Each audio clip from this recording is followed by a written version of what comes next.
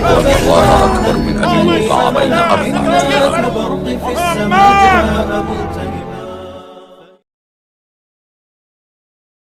بسم الله الرحمن الرحيم.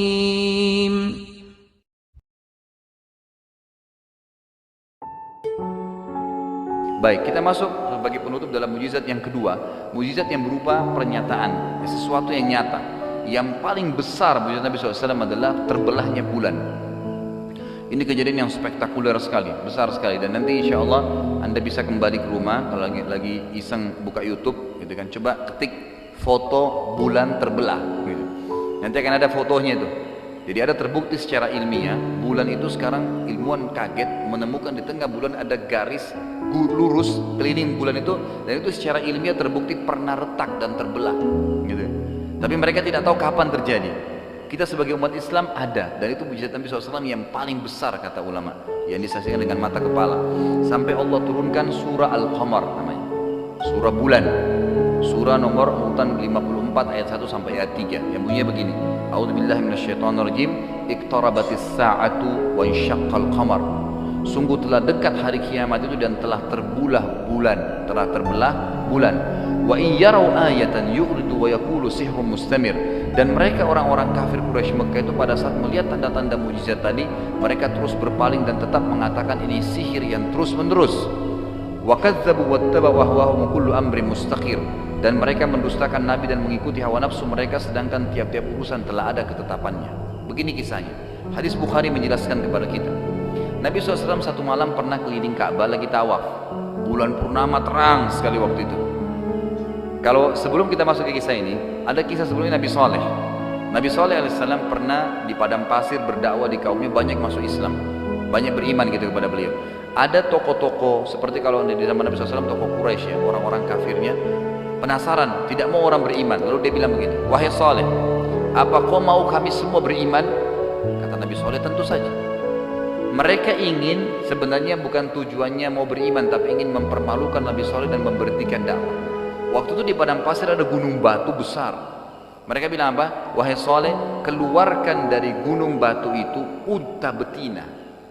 Jadi bukan minta debu, air, enggak. Unta betina dari gunung batu, bagaimana itu? Enggak mungkin kan, mustahil. Tujuannya memang untuk mempermalukan Nabi Saleh. Lalu apa kata Nabi SAW? Mereka kaget. Nabi SAW mengatakan, apakah kalau saya minta kepada Allah, apa yang kalian minta keluar dari gunung batu itu unta betina, kalian akan beriman? Pertama mereka bilang begini, unta betina tidak cukup Saleh. Tambah lagi, unta betina itu bisa memberikan susu satu negeri ini. Semua dapat susu dari unta satu ekor. Nabi SAW bilang, apakah kalau saya minta kepada Allah keluar dari unta betina dari gunung batu itu dan memang bisa memberikan susu kalian akan beriman? Mereka spontan bilang, kalau bisa kau lakukan kami beriman. Tidak mungkin, mustahil di mata mereka gitu kan. Lalu Nabi SAW berdoa, tiba-tiba gunung itu retak, keluar unta betina. Dan dalam riwayat Bukhari dikatakan unta betina itu subhanallah setiap hari ya kaumnya Nabi SAW ini cuma taruh nampan depan rumahnya, datang untanya tidak pakai diperah, ngisi sendiri susunya. Loh iya, jadi begitu mujizat. Makanya kan mujizat Nabi SAW adalah unta kan.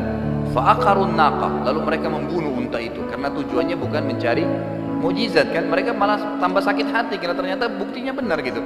Makin banyak orang beriman. Yang terjadi sama di zaman Nabi SAW. Nabi SAW lagi tawaf malam hari, bulan lagi terang. Banyak orang-orang yang ikut tawaf dari antara kaum muslimin sahabat. Orang-orang Quraisy ini ingin memberhentikan dakwah Nabi SAW dan ingin mempermalukan Nabi. Lalu mereka bilang begini, teriak, wahai Muhammad, apa kau mau kami beriman? Kata Nabi SAW, tentu saja. Orang semua dengar, orang muslim dan orang kafir dengar. Apa kamu lihat bulan itu? Kata Nabi SAW, iya. Kata orang Quraisy, belah buat kami. Jadi bukan disuruh belah kelapa, gunung misalnya disuruh belah, ini bulan yang tidak mungkin dijangkau gitu kan. Belah bulan itu buat kami. Mustahil, ingin mempermalukan Nabi SAW dan mustahil di mata mereka gitu. Apa yang terjadi? Nabi SAW tiba-tiba mengagetkan mereka, mengatakan, wahai Quraisy, apakah kalau saya minta kepada Allah bulan itu dibelah seperti kalian minta, kalian akan beriman? Mereka bilang, kalau bulan kau belah Muhammad, kami pasti beriman. Ini statement orang Quraisy. Kata Abdullah bin Mas'ud dalam hadis Bukhari Muslim, Nabi SAW lalu menggaris bulan itu dengan jari beliau, digaris ya. Maka terbelahlah bulan tersebut menjadi dua belah. Beliau mengatakan, kami telah menyaksikan bulan di Mekah terbelah menjadi dua bahagian. Jadi bukan retak ya, terbelah dua, kelihatan gitu. Sebelum hijrah Nabi SAW ke Madinah, sebelah bulannya itu berada di gunung Abu Qubais.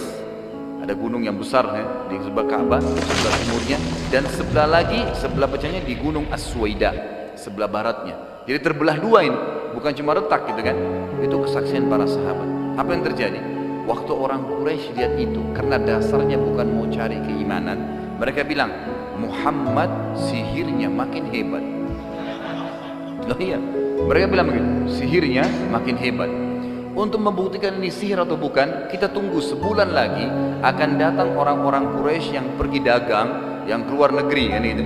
Sebulan lagi akan datang, ada tanggal atau hari-hari mereka datang di bulan tertentu gitu. Mereka akan datang tanyakan, kalau mereka juga lihat berarti betul, tapi kalau cuma masyarakat Makkah lihat berarti sihir. Baik, sebulan kemudian orang yang beriman, orang yang kafir nunggu di sebuah pintu namanya pintu Bani Syaibah. Di Makkah dulu ada pintu gerbang namanya Bani Syaibah, di situ nunggu. Semua orang nunggu, semua orang yang datang ditanya, apakah kalian pernah lihat terjadi sesuatu pada bulan? Mereka semua bilang iya, pada hari ini terjadi, bulan pernah terbelah, kami juga tidak tahu kenapa. Semua mengaku itu. Quraisy bilang apa? Apakah beriman? Tidak. Mereka bilang sihirnya Muhammad menguasai dunia. Jadi nolak, memang tidak mau beriman. Nah ini bahaya ya. Jadi jangan sampai ada di antara kita yang hadir ini sudah ayat-ayatnya Allah banyak masih tetap saja kufur gitu kan. Masih saja tidak mau mengakui, nggak bisa. Yani kita harus mengakui sudah jelas tanda-tanda ayat Allah